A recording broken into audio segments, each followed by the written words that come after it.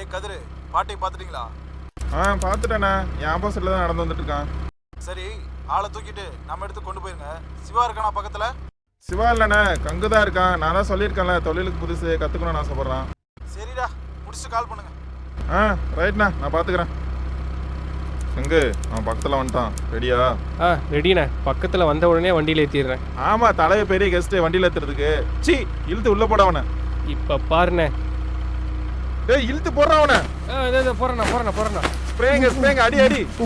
தேடிட்டு அடிக்கிறேன். அண்ணா மயங்கிட்டா. நீங்கள் சீக்கிரம் வண்டி எடுங்க. யாருன்னா பார்த்துட்டு போகிறாங்க. நம்ம இடத்துக்கு போகலாம்.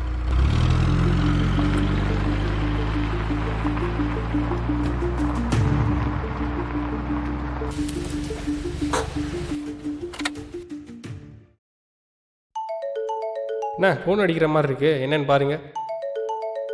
என்னடா தூக்கிட்டீங்களா? தூக்கியாச்சுண்ணே. இப்போ என்ன, அவனை அடிக்கணுமா இல்லை முடிக்கணுமா? ஒரு மயிறு வேணாம். மூடிட்டு வீடியோ கால் பண்றேன், அட்டன் பண்ணு. என்னண்ணா, என் மேல நம்பிக்கை இல்லையா? அடச்சி, அட்டன் பண்ணு. சரிண்ணா.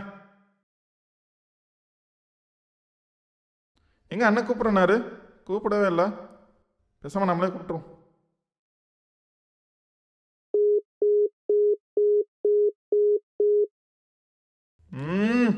ஏண்ணே என்னாச்சு? டேய், இப்போ தாண்டா ஞாபகத்துக்கு வருது. அவர் கொடைக்கானல் போகிறதா சொல்லிட்டு இருந்தாரு. அதனால சிக்னல் இல்லாமல் இருக்கலாம். நம்ம வேணா வீடியோ ரெக்கார்ட் பண்ணி அனுப்புவோம். அவரே பார்த்துட்டு கூப்பிடுவாரு. அப்படியா? சரிண்ணே. ரெடியா? ரெடி. தலையை தூக்கிடாவண்ணா.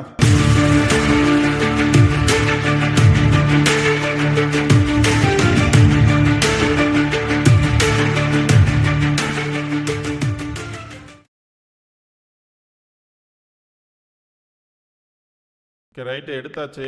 அண்ணனுக்கு அனுப்பிடுறேன். சரிண்ணே. அப்போ அண்ணன் கால் பண்ணுற வரைக்கும் நான் போய் காரில் வெயிட் பண்ணுறேன். கார்லையா? அதெல்லாம் ஒரு மயிர் வேணா, இங்கே இரு. அது வரைக்கும் இங்கிருந்து என்னண்ணா பண்ணுறது?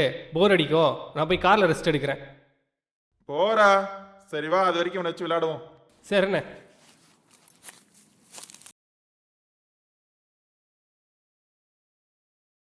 அண்ணே, இவன் கண்ணில் பயமும் தெரியல, தப்பிக்கிறதுக்கு எதுவும் முயற்சி பண்ணுற மாதிரியும் தெரியல. ஆளே ஒரு தினுசாக இருக்கானே. பேசாமல் இவனை முடிச்சு விட்டுறலாம். அண்ணன் கேட்டால் பேசிக்கலாம். அதெல்லாம் ஒன்றும் வேணாம், ஆர்டர்ட்டும் பார்த்துக்கலாம்.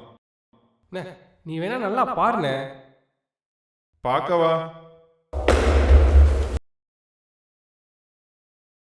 நான் பக்கத்தில் பார்த்தவன வைத்த கலக்குதா?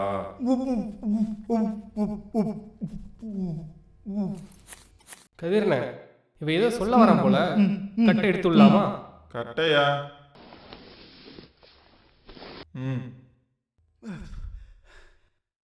என்னடா சொல்ல வந்த? வைத்த கலக்கு தான் கேட்டீங்கல்ல, கலக்கல. குழப்பமா இருக்கு. குழப்பமா? நான் குழப்பம் அது கங்கு, நான் தான் கேட்டுட்டு இருக்கேன்ல, சொல்றா. அங்க என்னடா பாக்குற? இங்க சொல்லு. கையை கால் ஆட்டிட்டு சொன்னாதான் பிளாஷ்பேக் சொல்றது நல்லா இருக்கும். பார்த்ததான் பண்ணுங்க. கட்டை அவுத்து விட்டுருவானே.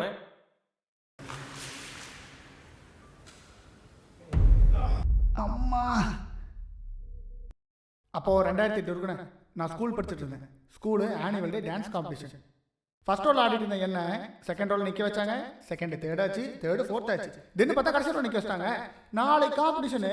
இன்னைக்கு கூப்பிட்டு, தம்பி நீ வராத, நாளிலேருந்து நீ வர வேண்டாம் அப்படின்ட்டாங்க. எனக்கு என்ன பண்ணுறதுனே தெரில. ஒரே வெக்ஸ் ஆயிடுச்சுண்ணே. அப்புறம் எங்கள் அம்மா காசு கொடுத்தாங்க. அதை கொண்டு மிஸ்டேக் கொடுத்தா, ஏண்டா நேற்றே உன்னை வர வேண்டான்னு சொன்னான்ல, காசை கொண்டு வந்து கொடுக்குற பைத்தியக்காரா அப்படின்ட்டாங்க. எனக்கு என்ன பண்ணுறதே தெரில. அந்த வார்த்தை என் மண்டைக்குள்ளே ஓடிட்டே இருந்தது. சுற்றி சுற்றி சுற்றி சுற்றி திடீர்னு பார்த்தா ஒரு நாள் மண்டைக்கு வெளில ஓட ஆரம்பிச்சிருச்சு. பசங்கள்லாம் சொல்ல ஆரம்பிச்சிட்டாங்க. எனக்கு என்ன பண்ணுறதே தெரில. ஒரு மாதிரி கடுப்பாயிடுச்சு. அப்போ அதுலேருந்து ஓவர் கம் பண்ணுறதே ஒரு மாதிரி கஷ்டமாயிடுச்சுண்ணே. அப்புறம் கட் பண்ணா 2011 ஸ்கூல் முடிச்சு ஏரியா ஃப்ரெண்ட்ஸ். என் வாழ்க்கைக்கு ஒரு புது அர்த்தம் உருவாக ஆரம்பிச்சிச்சு. பசங்களோட சேர்ந்து கிரிக்கெட் விளையாட ஆரம்பித்தேன். நாளடைவில் எனக்கு கிரிக்கெட் விளையாடவும் பிடிச்சிருச்சு. கிரிக்கெட் மேலேயும் ஆர்வம் வந்துருச்சு. எங்கள் வீட்டில் போய் சொல்கிறேன், அப்பா எனக்கு கிரிக்கெட் விளையாடணும் ஆசை இருக்குது, அம்மா எனக்கு ரொம்ப கிரிக்கெட் விளையாடணும் ஆசை இருக்குது அப்படின்னு சொன்னால், எங்கள் அப்பா சொல்கிறாரு, தம்பி ஃபஸ்ட் ரேங்க் எடுப்பா, வாழ்க்கைக்கு அதான் ரொம்ப முக்கியம். ஏண்டா இதான் உனக்கு சோறு போடுது, கிரிக்கெட் அவனுக்கு சோறு போடுது. ஏண்டா 4 பேர் சேர்ந்து கூட்டம் சேர்த்து விளையாண்டுருக்கீங்க, உங்களுக்கெல்லாம் இது கேட்குதா? பெரிய டோனியா நீ அப்படின்ட்டாரு. நம்மளை விளையாட உள்ளினா கூட பரவாயில்ல, நம்மளை அசிங்கப்படுத்தினா என்னென்ன பண்ணுறது? சி ஒரே வெக்ஸ் ஆயிட்டுனே, எனக்கு என்ன பண்ணுறதுனே தெரில. அப்புறம் அப்படியே அப்புறம் சொல்லிட்டு நார்மலாக போயிட்டா கூட பரவாயில்ல. போகும்போது எங்கள் அம்மாட்ட சொல்கிறாரு, அந்த ஃப்ரெண்ட்ஸ் பைத்தியங்களோட சேர்ந்து இவனும் பைத்தியக்காரன் ஆயிட்டாண்டி அப்படின்ட்டாரு. திரும்பியும் அந்த பைத்தியக்காரன்ற வார்த்தை ஒரு சீரியஸான சுச்சுவேஷனில் என் காதில் ஓட ஆரம்பிச்சிருச்சு. ஒரு மாதிரி அந்த வார்த்தை என் மண்டைக்குள்ளே ஓடிட்டே இருக்க எனக்கு என்ன பண்ணுறதுனே தெரில. கட் பண்ணால் காலேஜ் வாழ்க்கை மட்டும் என்ன, மயிர் வாழ்க்கை அதில் மட்டும் என்ன, எதுலேயும் உருப்பு இல்லை. அரியர் மேலே அரியர், ஃபெயிலு, எல்லாத்துலையும் ஃபெயில் பட்டோம். எங்கே பார்த்தாலும் உருப்பு இல்லை. பார்க்குறவனா திட்ட ஆரம்பித்தேன், பார்க்குறவனெல்லாம் வெறுப்பாக ஆரம்பித்தேன், யாரை பார்த்தாலும் சண்டைக்குனே பேசுவேன். அதனால் என்னாச்சு, அது வரைக்கும் என்னை பைத்தியம்னு சொல்லிட்டு இருந்தவங்கெல்லாம் ஒரு நாள் என்னை பார்த்து, யாரா நீ, சரியான சைக்கோன்னு சொல்ல ஆரம்பிச்சிட்டாங்க. அந்த மயிர் வாழ்க்கையை முடிச்சுட்டு வயிறு வாழ்க்கையை பார்க்கலான்னு போனால் அங்கே மட்டும் என்ன, ஃபெயிலியர் அதிகமாகிட்டே இருக்க. குவார்டர் ஆஃப் ஆச்சு, ஆஃப் ஃபுல்லாச்சு. அப்புறம் என்ன பண்ணுறது, இந்த சொசைட்டியிலேருந்து எவ்வளோ தூரம் விலைக்கு போகணுமோ என்னை அறியாமல் நானே தள்ளி போக ஆரம்பிச்சிச்சு. அப்படி தான் ஒரு நாள் எங்கள் வீட்டு பக்கத்தில் ஒரு வாய்க்கால் இருந்தது. வாய்க்கால்னா ஏங்க அந்த மாதிரி ஒரு வாய்க்கால். அங்கேருந்து அழகாக ஒரு கட்டிங் போட்டுட்டு இருந்தேன். அங்கேருந்து ஒரு அங்கிள் எங்கள் அப்பாவுக்கு தெரிஞ்சவர் போல் நேராக அங்கேருந்து என்னை சைட்டிங் போட்டுட்டு இருந்தார். நான் தண்ணி அடிக்கிறத பார்த்துட்டாரு. பார்த்தது மட்டும் இல்லாமல் சும்மா விட்டாரா, நேராக எங்கள் அப்பாட்ட போய் சொல்ல, எங்கள் அப்பா என்னை போட்டு நடு தெருவில் அடித்தார். லிட்டரலா நடு தெருவில். எனக்கு இன்னுமே விளங்கலை. நேராக ரூமுக்குள்ளே போய் படுத்த வந்தான். ஓப்பன் பண்ணா ஒரு ஆன்ட்டி ஒரு பையன் கண்ணு முன்னாடி அழுதுட்டு இருக்காங்க. சாதாரணமாக அழுதாங்களா, என்ன விட்டுருங்க அப்படின்னு அழுதுட்டு இருந்தாங்க. எனக்கு ஒன்றுமே புரியல. ஏங்கண்டி எதுக்குங்கண்டி அழுகுறீங்க அப்படின்னு கீழே பார்த்தா கையில் கத்தியில் ரத்தம். எனக்கு ஒன்றுமே புரியல. நிமிந்து பார்த்தா அவங்க ரூமை பார்த்து அழுதுட்டு இருந்தாங்க. என்னன்னா ரூமை பார்த்து அழுகுறாங்க. நானும் எட்டி பார்த்தா அங்கே ஒருத்தர் செத்து கிடக்குறான். நல்லா ஜூம் போய் பார்த்தா தான் எனக்கு கிளியர் ஆகுது. என்ன கிளியர் ஆகுதுன்னு கேளுங்க. சரி விடுங்க, நானே சொல்கிறேன். அட செத்து போனானே அவன் எங்கள் அப்பாவோட ஃப்ரெண்டு, என்னை போட்டு கொடுத்தானே அவன் வீட்டில் தான் நான் இருக்கேன். ஆல்ரெடி அவனை நான் கொண்டுட்டேன். அவன் ஒய்ஃபும் அவங்க குட்டி பையனும் என்னை கொல்லாதீங்கன்னு கெஞ்சிட்டு இருக்காங்க. என்னடா பண்ணுறது அப்படின்னு யோசிச்சுட்டு, சரி இருங்க நான் போய் பார்த்துட்டு வரேன். நான் உள்ளே போயிட்டு வெளியில் வரேன். அந்த குட்டி குஞ்சா மறைஞ்சிருந்துருப்பான் போல. நேராக கத்தி எடுத்து குத்த வந்துட்டான். கத்தி பார்த்த கை சும்மா விடுமா, நம்ம பழிவாங்க எப்போ வேணாலும் வரும்ல. அப்புறம் நேராக அவன் கழுத்தை கரகரன்னு எடுத்து தூக்கி போட்டேன். அப்புறம் அந்த அம்மா மட்டும் தான் இருந்தது. புருஷனை சேர்த்துட்டான், பிள்ளையும் சேர்த்துட்டான். நம்மளே சும்மா விடுமா, நேராக போலீஸ் ஸ்டேஷனை கூப்பிட்டு நம்மளை கண்டமணி கிளிக்காதா. எத்தனை நியூஸ் பேப்பர் பார்த்துருக்கோம். அதனால் நேராக ஆண்டிகிட்ட போயிட்டு அழகா ஆண்டிங்க வாங்க ஆண்டி அப்படின்னு பக்கத்தில் இருந்த தலகாணி தூக்கி அவங்களையும் முடிச்சிட்டு, அப்புறம் அங்கே இருந்த போலீஸில் மாட்டிக்கொண்டு கத்தி தூக்கி இடுப்பில் சொருக்கிட்டு வீட்டை விட்டு வெளியில் வந்தேன். பார்த்தா எந்த பைத்தியக்காரனும் வண்டி தூக்கி நடுவில் நிறுத்தியிருக்கான். வண்டி தட்டி விட்டு கீழே விழுந்துட்டேன். அப்புறம் என்ன பண்ணுறது, சேரை தட்டி விட்டு சரி வீட்டுக்கு போகலான்னு நேராக நடந்து வந்துட்டே இருந்தேன். வந்துட்டே இருக்கும்போது தான் நேராக ஒரு கார் வந்து நின்றுச்சு.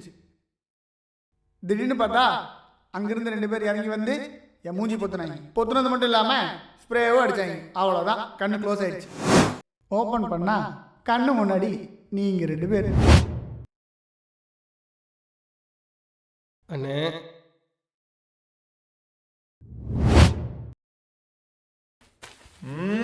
மயிரே விவரம் தேவை. உன் பேச்சை கேட்டு கரெக்டா அவசரம் பத்தியா என்ன செருப்பட அடிச்சுக்கொண்டா.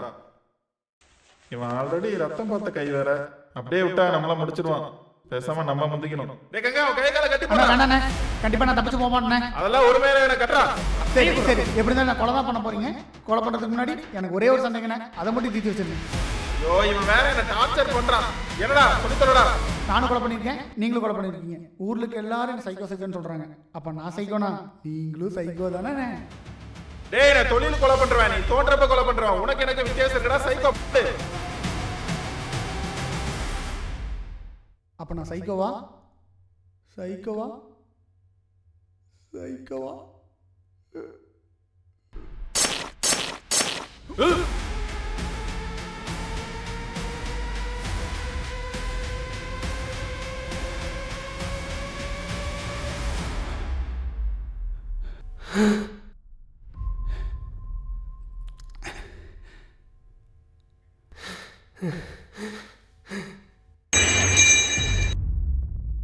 அண்ணா கங்கண்ணே, நான் வேணும்னு பண்ணலண்ணே.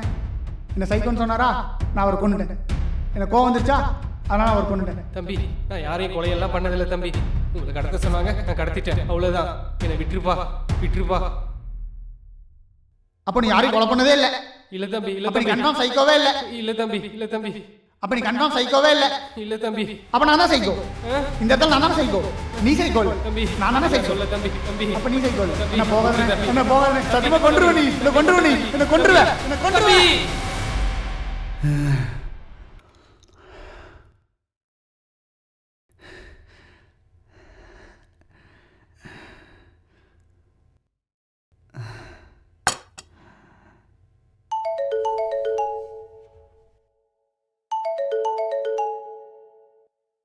அண்ணனா?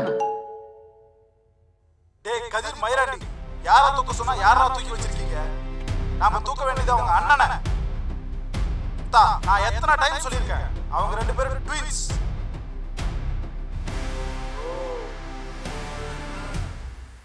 கோத்தா யாரா நீ?